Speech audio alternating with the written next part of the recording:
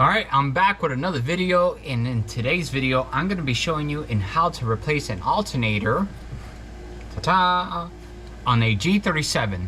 This process will be very similar to the 370Z, so if you follow along, I will show you how to replace the alternator on a G37 or a 370Z. Okay, so once again, I am going to be using used parts, and it's because since we did the manual swap on this G37 and I had an extra engine, one of them was blown and one of them was good, I have a ton of leftover parts. So as those parts fail, I have spare parts. So right now I'm going to be installing this used good alternator. And if it breaks, I guess at that point I will go out and purchase one. So majority of the job, I'm going to be doing it underneath the vehicle, and I do have it raised enough so I can slide underneath. But before you get started, and I get started, I'm going to go ahead and disconnect that battery because it is a safety hazard. That battery, if for whatever reason it touches ground while you're disconnecting the alternator cable, the battery cable, it could short out some fuses and you will not be happy. So I'm going to go ahead and disconnect the battery and then safely remove the alternator. Okay, so I have made my way to the bottom of the vehicle, and I'm going to have to remove the skid plate. If you don't have a skid plate, then you can skip this part. So I'm going to go ahead and remove the skid plate so I could access the alternator from underneath. Okay, so I have removed the skid plate, and there it is. There's the alternators. Relatively easy to get to. We will have to remove the serpentine belt, of course, but here is the tensioner. You could get to it through the bottom. This is a lot easier than going through the top.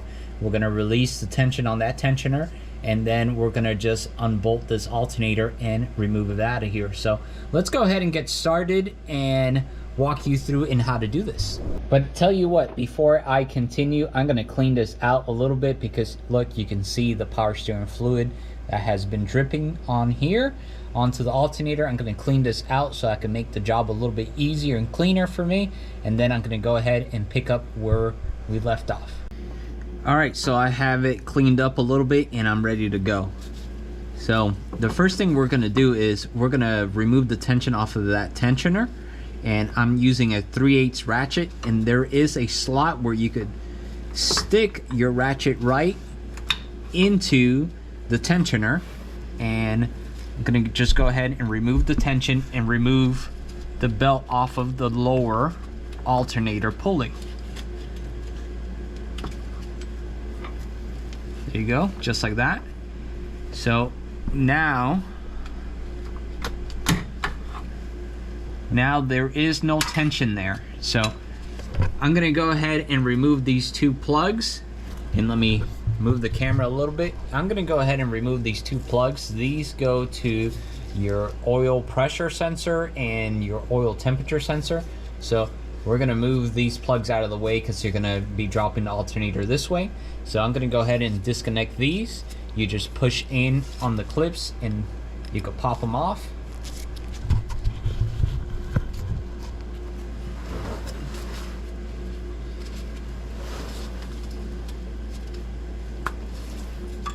One.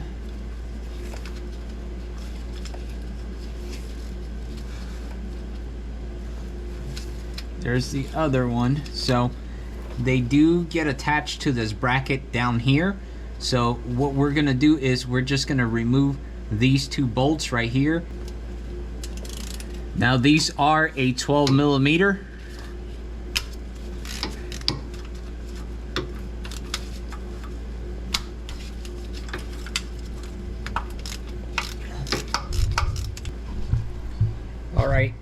Alright, so I have that removed, and that's what it should look like right now. So in order to be able to take the last bolt off of the alternator, you are gonna need to remove the tensioner, and the tensioner bolt sits way up there. I am gonna use a ratchet wrench, and I'm gonna show you exactly the style that I'm using. So if you do happen to have it, it will be a lot easier than trying to stick a socket in there because it's a tight fit. And let me show you. Alright, this wrench is nice and long, and I am able to reach it all the way up there. and they work very well. I will have a link in the description in case you want a set of wrenches like this. They work very well.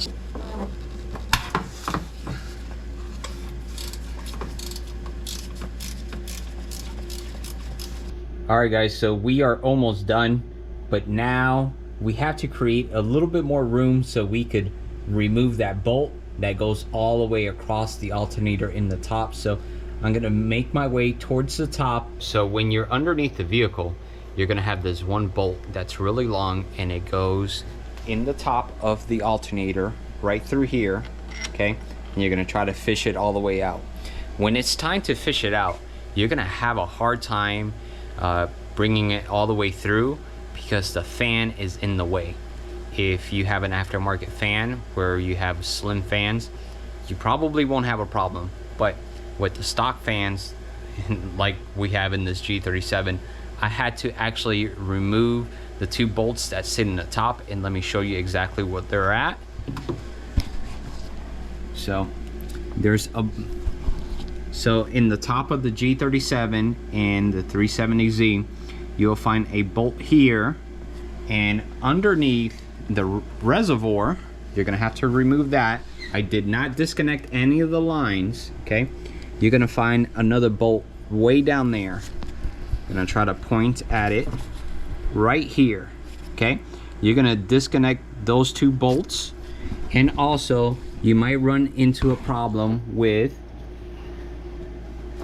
this sensor right here. So I have completely disconnected it. Well, I didn't unplug it, I just removed it off of the bracket, and I was able to move the fan up so I could release that bolt, because that bolt is too long. It's so long that you're gonna have problems. So you're gonna have to do that. I tried to do it without it. I didn't get to film it because it's really difficult trying to figure out what's gonna work and what's not gonna work. You're gonna have to make some extra space. You know how they do. I really believe that that's probably gonna be the biggest challenge that you're gonna encounter when tackling this job. But let's go back down there and see where I'm at. So here is the fan right up here, and the bolt sits right above the alternator, right where that tensioner hides it, and it's removed now, and the alternator is free. You see?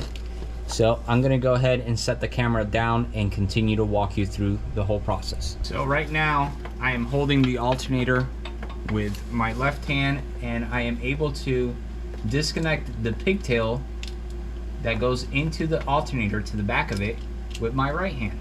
So you should be trying to do the same. Is it easy? No. But once you release the clip, it's just a matter of pulling out and away from the alternator. I'm trying to make it so you could see. Now that I have the pigtail removed, it's time to disconnect the cable that goes to the back of the alternator that comes from your battery. So there's going to be a nut in the back of that bolt.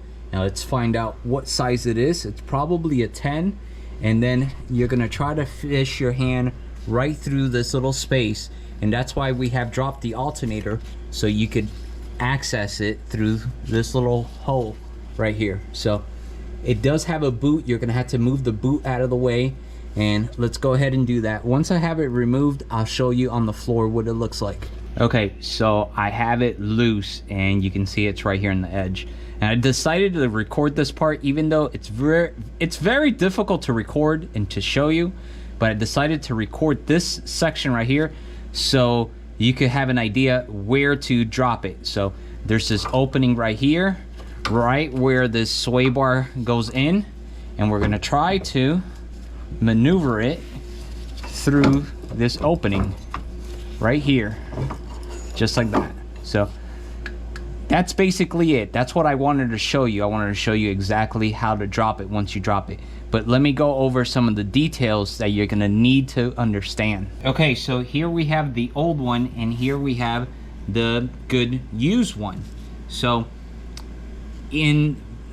notice that in the back of this one, it's missing this bracket. I decided to remove this bracket to make it easier in removing it. because there is a cable attached to here, and there is a cord that goes right for the pigtail. This bracket holds all of that in there. So instead of disconnecting everything here, what I did was I removed these two 8mm bolts. I just zipped them out, and I removed the bracket, and I removed the alternator. That's going to be the easiest way in how to do it, because if you don't remove this bracket, it will make it harder in maneuvering it out.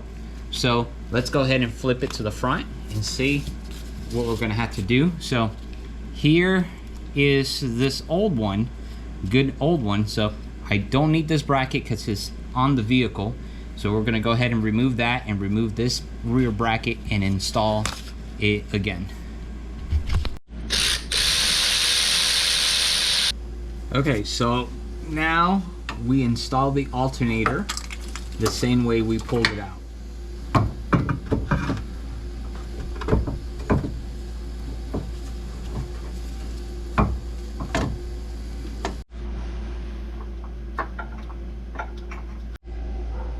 Okay, so now I have the pigtail plugged in, and I have the connector that goes to the back from the battery to the back of the alternator. Everything is ready to go. I also installed the bracket that I removed with the two 8mm. So right now it's currently in the spot that it needs to sit. Now I just have to insert the bolt that goes all the way in the top up here behind the tensioner. And of course, you're gonna have to maneuver the fan out of the way so you can slide that bolt in. Okay, so the bolt is installed and it's holding the alternator in place. You're not gonna wanna tighten it yet until you put this bracket down here. So let's go ahead and install that bracket so we can send everything home. Now we're gonna connect the two connectors at the bottom right here. Okay. So those are ready to go. Every time I am connecting something, since this is the bottom of the engine, and it's probably great practice, I am using dielectric grease. And what this does is it prevents moisture from going inside those connectors or oil or anything from seeping in there. And it just keeps all the unwanted moisture away from the electrical connectors. It's something, it is a very good practice to use this stuff, and it keeps things from, not working properly. And if you want to check it out, I would leave a link in the description. I actually used a little bit of this stuff in this connector as well, so something to keep in mind. Okay, so we're almost done. Before I continue, I'm gonna go ahead and install the fan up here, make sure everything is seated correctly, and then we'll move into the tensioner and the belt, and we could fire it up. Everything is installed in the top, and I'm ready to install the tensioner back where it goes. So you're simply gonna just push back, and you're gonna see that it's gonna sit in a slant, and right where it falls into the groove, that's where it sits, and you can see it's pointing towards the alternator. If you have it in any other location, then you have to remove it and install it like this. So it fell into the slot. Now I'm gonna go ahead and start tightening up that nut up there. Everything is ready to go. I have the belt routed exactly how I need to route it. I made sure that everything is sitting in its groove, and I'm gonna go ahead and pull some tension on this tensioner, and I'm gonna slide the belt right over the alternator again. Just like that. Okay, so before you start the engine, and this is what I like to do, let's remove this.